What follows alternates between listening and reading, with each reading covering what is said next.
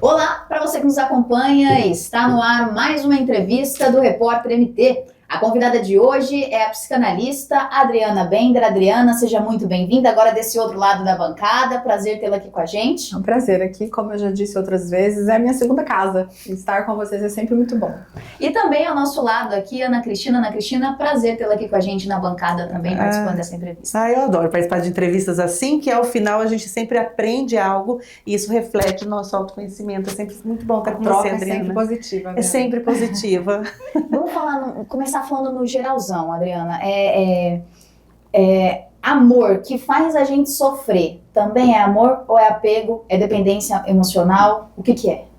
Bem, primeiro, o amor não faz sofrer. Ponto. Um relacionamento que é baseado numa ideia de amor é que faz sofrer. Uhum. E quando eu amo, o que me faz sofrer nunca é o sentimento, mas as expectativas e as frustrações voltadas para as expectativas. Uhum. O sentimento, o amor, não faz sofrer. A gente sempre fica na busca do par perfeito e é possível encontrar a tampa da panela, aquela pessoa que traz paz pro coração. Primeiro, Ana, a gente precisa ter um conhecimento muito profundo acerca de nós mesmos, o famoso autoconhecimento, para entender o que é perfeito para mim. Porque a perfeição, no sentido angelical, essa não é humana, né? Por isso que ela é angelical. Então, sim. Quanto mais eu me conheço, mais eu entendo o que é perfeito para mim. E aí sim é possível encontrar algo perfeito. Em qualquer fase da vida, porque muitas vezes a gente encontra amigas que já tiveram um relacionamento, colocaram todas as expectativas, não deu certo, veio para um outro relacionamento, relacionamentos diferentes, alguns até abusivos, outros melhores, mas chega numa fase que diz, será que eu continuo tentando? É sempre tempo de tentar? Se você está vivo, é sempre tempo de viver. E se relacionar faz parte de viver. Então, sim, a qualquer tempo. A maturidade ajuda?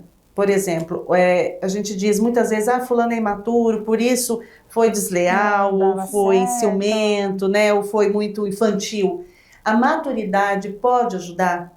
Eu vejo mulheres mais maduras, mais centradas. Por outro lado, eu também encontro outras que não...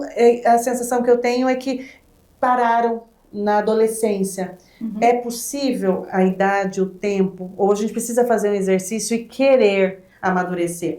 Carlos Drummond diz que o amor é para os maduros, né? Sim. O autoconhecimento leva ao amadurecimento, não a idade, porque maturidade é diferente de idade, né? Tem pessoas aí que são adolescentes de 40 a mais, às vezes até de 50 a mais. Continuam, né? Peter Pan. Peter Pan até o final. A maturidade, sim, porque viver uma relação perfeita exige que a gente tenha maturidade para lidar com o imperfeito do outro e com o imperfeito de nós mesmos.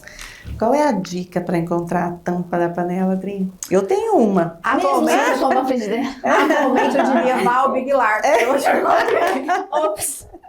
Mas isso é pauta para uma outra entrevista. Mas a dica para encontrar o amor perfeito, lembrando que é perfeito para você, não é perfeito para o outro, é saber quem eu sou, o que eu quero.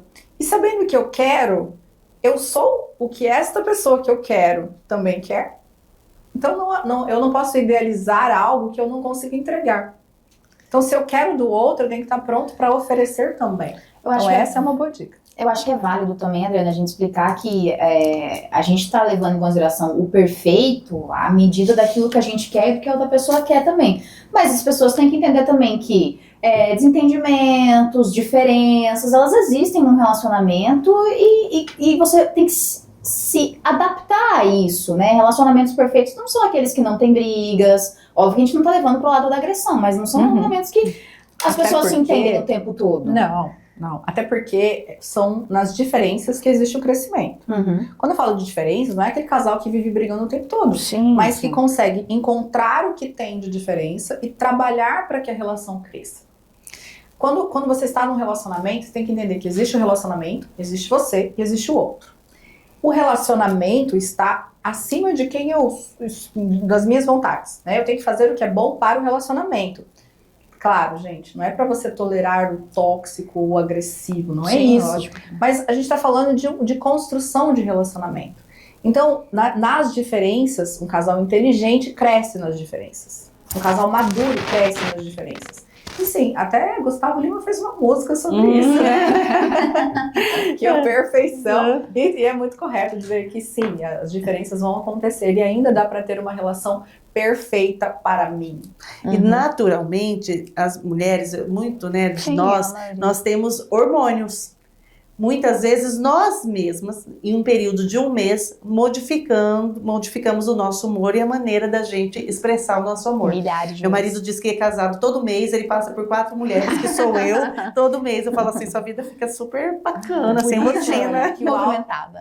Isso é tão importante também quanto o autoconhecimento. Eu preciso me conhecer para entender que, às vezes, existe alguma coisa diferente em mim. Estou um pouco peraí, irritada, isso não condiz com o que eu tenho emocionalmente. Isso daqui é algo temporário, transitório.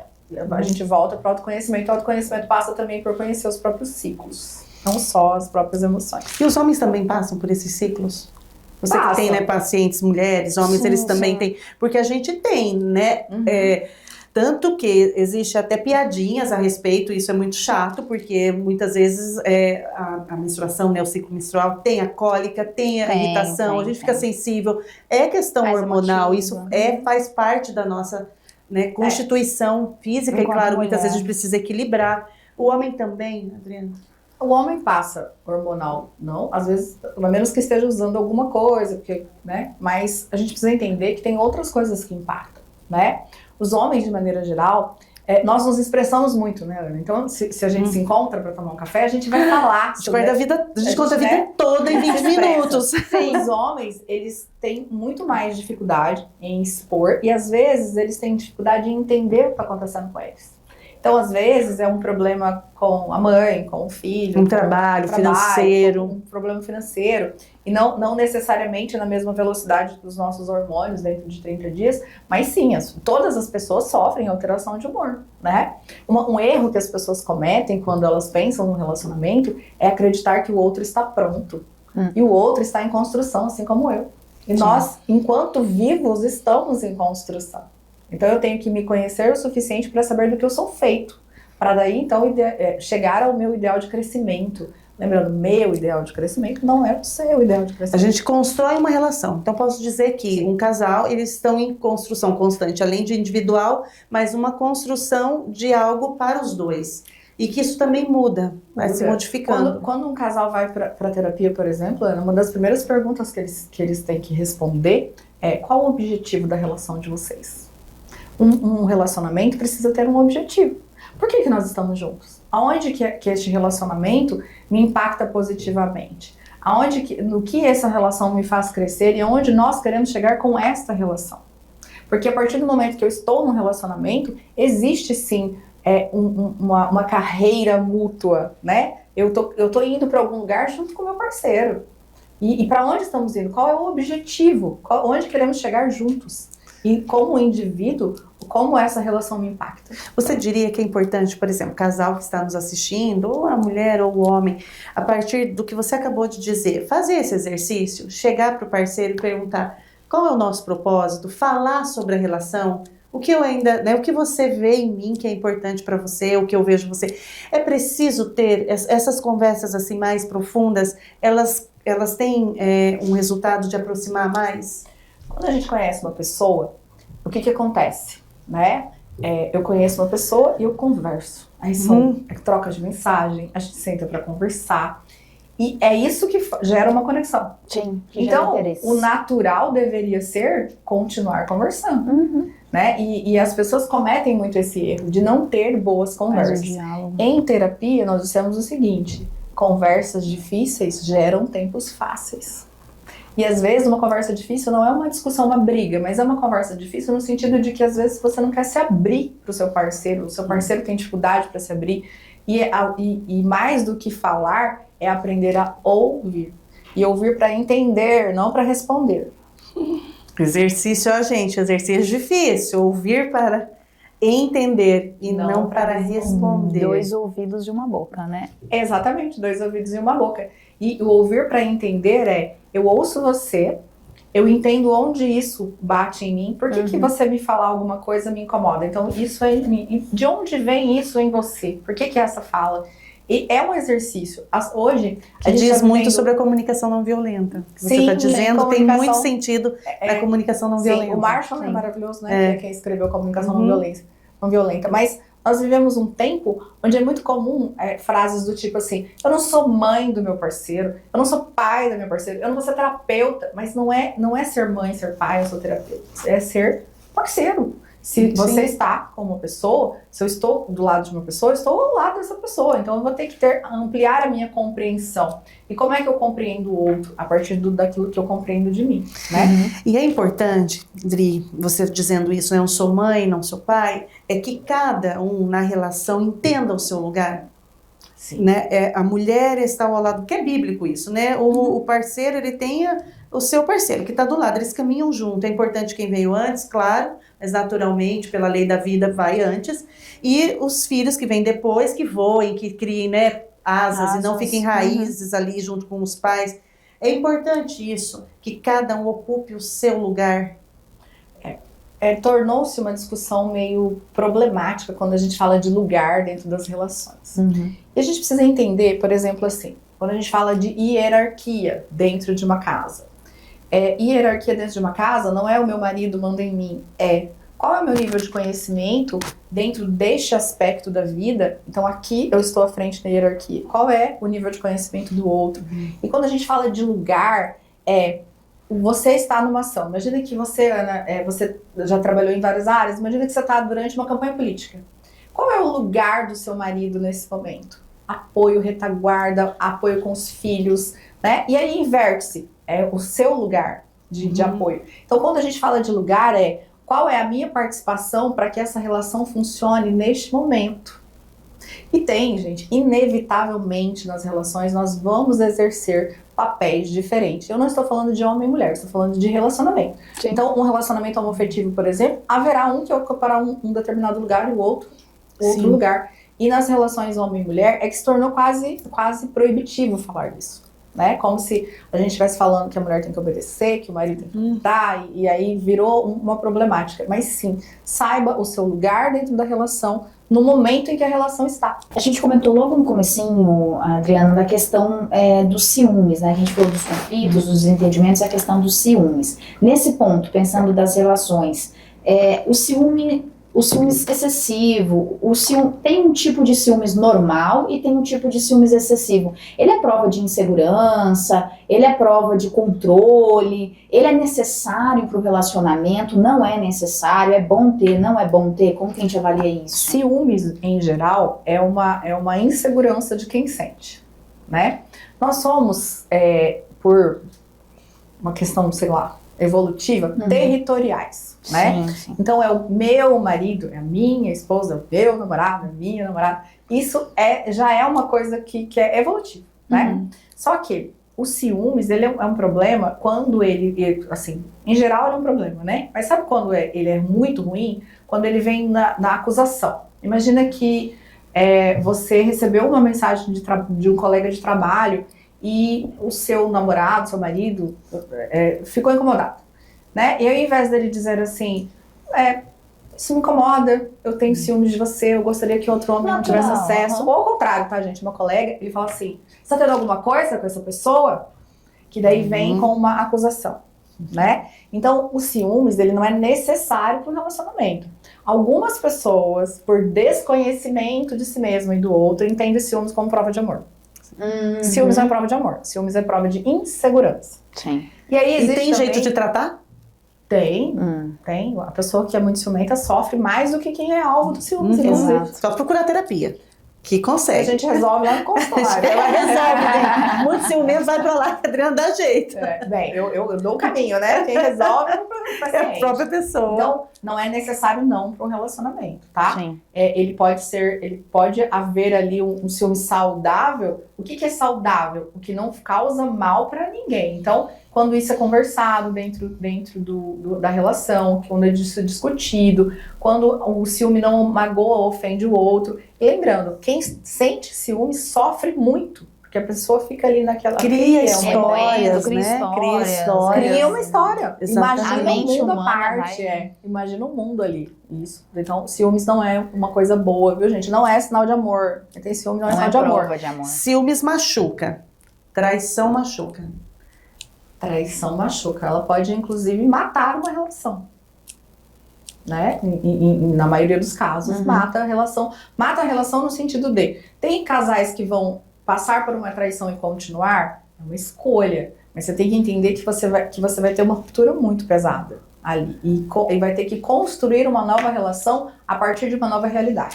A partir da sua prática mesmo. A gente, por conta até por nossa cultura, geralmente a mulher perdoava muitos homens. Com a evolução, as mulheres hoje estão mais modernas, né, conquistando mais o mercado. Houve uma mudança também, os homens estão mais propícios a perdoar, pelo que você vai percebendo no trabalho do dia a dia. Vamos entender que existe o perdoar e existe o continuar, né? Porque tem relacionamentos que continuam, que não houve um perdão da traição. Inclusive, tem relacionamentos que continuam pela raiva. Você me traiu e eu continuo com você para garantir que você sofra. Agora você vai pagar. Entende? Ou então vou trocar na mesma moeda pra você sentir o que eu senti. O perdão possível dentro das relações humanas é: você me causou uma dor e eu escolho caminhar sem a dor que você me causou. Eu não vou livrar você daquilo que você fez, eu livro a mim daquilo que foi feito. Sim. Se uma relação deve continuar depois de uma traição, porque são perguntas que chegam lá na minha caixinha de perguntas, inclusive, muitas. isso é muito individual. Você vai conseguir lidar, porque quando eu falo que você vai construir uma relação a partir de uma nova realidade, Ana, você conheceu seu marido, você se ama, você tem uma ideia de quem ele é. Se ele comete um ato de imprudência dessa, você tem um novo fato a respeito dele. Ele é capaz de fazer algo que te machuca muito. Você ainda quer essa relação a partir dessa nova realidade? E essa é uma decisão pessoal. Toda traição é possível de perdoar? O perdão é esse que eu expliquei. Eu escolho caminhar sem essa dor. Eu não sou vítima, eu não fico me revitimizando a partir da dor que foi me causada. Se uma relação deve continuar, aí a gente vai lá pra terapia de casal e a gente descobre isso juntos. Adriana, eu queria aproveitar falando um pouquinho sobre a questão de relacionamentos abusivos, né? Que a gente citou a traição aí também. A gente sabe que relacionamento abusivo não é só aquele que tem agressão física, né? Obviamente. Já é o último estágio. Exato. Tem vários outros tipos de agressão também. Mas tem sinais que a gente precisa se atentar, estar mais esperto, sinais de que você está dentro de um relacionamento tóxico, abusivo, que não te faz bem, mas não chegou às vias de fato, então você ainda fica naquela dúvida se você deve procurar ajuda, se você deve continuar com aquela pessoa que você tá. Porque tem alguns sinais que são muito falados, né? Sim. Mas existem aqueles que você percebe no consultório, na caixa de pergunta, porque eles vão mudando também o modus operandi. Sim, né? Eles vão mudando, vão ficando. Eu falo uma coisa que pode parecer polêmica, mas eu falo assim que eu prefiro que você leve um tapa. Porque se você levar um tapa e tiver uma marca física, é mais fácil de você enxergar a porta de saída. Sim. Porque, aí voltando lá para os sinais. Imagina que você comprou um sapato. Todo mundo usa sapato, mas você compra um e toda vez que você usa ele, ele te incomoda um pouco. Ele não é insuportável, mas ele te causa um desconforto. Então, como é que eu vejo um sinal de relacionamento abusivo ou tóxico? Te causa desconforto? Te faz se sentir ansioso? Não é algo que te paralisa, mas te deixa desconfortável de alguma forma. Então, às vezes, começa de uma forma meio passivo-agressiva, sabe? Sim. Aquele elogio que, na verdade, é uma crítica. Um pedido que vai além da sua vontade, seja para você trocar de roupa, seja para você fazer algum ato sexual, inclusive, seja... Aí a gente tem violência financeira, por exemplo. Sim, e patrimonial. Então, aquilo que começa a te causar algum desconforto pode ser um sinal de que você está numa relação que vai ser progressivamente abusiva.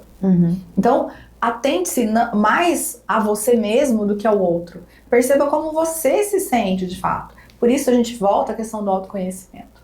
Se eu sei quem eu sou, eu sei o que me incomoda. E aí eu vou conseguir enxergar. Se eu sei quem eu sou, eu não vou ficar dependente dentro de uma relação por uma dependência psicológica, emocional. E aí eu vou enxergar. mas é uma fala passiva-agressiva, é um excesso de controle, um pedido que vai além da sua vontade, uma forçação de barra em algumas situações. O abusivo, ele começa muito sutilmente. Ele cerceia a sua liberdade, ele começa a criticar geralmente os seus sedutores, amigos, geralmente sedutores. são charmosos, mas ele vai falar com você, vai falar assim, você é amiga da Ana há muito tempo? Ai, ela é meio doidinha, né? Será que era bom você andar com ela agora que você tá namorando? Aí você fala, peraí. Aí ela começa a te cercear. Entende? Diminui seu Esse é o ciclo tipo de situação. E o contrário também existe, porque existe mulher abusiva também, tá, gente? Não é só homem, não. Tá.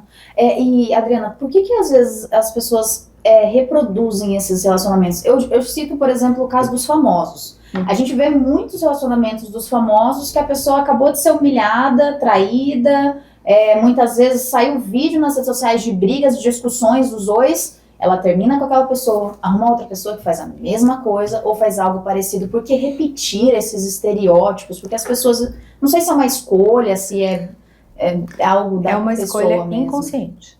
É um ambiente onde eu sei sobreviver. Familiar, né? É familiar pra mim. Familiar. Então, o novo é muito assustador. O novo não é assustador? Muito. Então, dentro de relacionamentos também.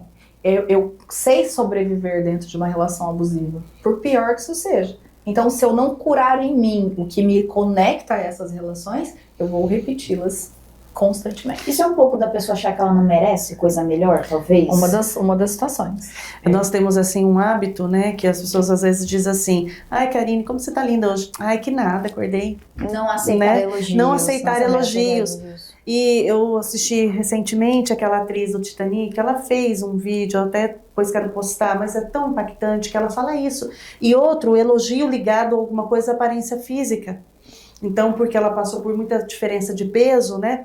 E aí ela ficava assim incomodada quanto as pessoas ligavam isso. E ela fazia esse convite às amigas para que exercitassem o elogio para a pessoa, para o ser humano que a pessoa é. Sim. Porque ela foi muito agredida, assim, criticada, quando Muito. no Oscar era jovenzinha do Titanic, usou um vestido e diziam que o vestido na ocasião dessa cerimônia estava apertado. E ela dizia assim, eu era uma menina e como me machucaram. Sim. E aí faz essa proposta do exercício. Isso pode se refletir nas relações, né? Porque eu me sinto tão mal comigo mesma que quando alguém parece gostar de mim, eu mergulho naquilo e aceito tudo para não deixar de ter aquela aprovação. Sim, ou boicota as relações que são saudáveis. Por não conhecê-las, por não saber. Tem gente que vai ser amado e vai rejeitar o amor por não saber receber o amor. Gente, a terapia é tudo. Terapia é tudo. Digo isso todos os dias. E importante de dizer mais uma vez, a terapia não é só para aquele momento em que você está se sentindo frágil, né? A terapia não é para quando você está em situação de vulnerabilidade. A terapia é uma companhia que te fortalece em todos os momentos da vida. Inclusive assim, é claro que quando o paciente chega após um evento traumático ou num humor depressivo. Eu já fiz intensivão com a Adriana. Fez mesmo.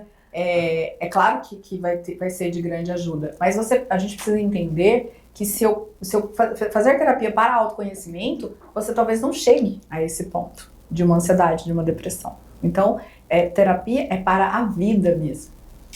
Tá certo. Ana, obrigada mais uma vez pela presença aqui. Eu que Adriana, agradeço. Obrigada também pela presença aqui. E assim chegamos ao fim de mais uma entrevista no Repórter MT. Esses e outros conteúdos você confere no site repórtermt.com. Até a próxima.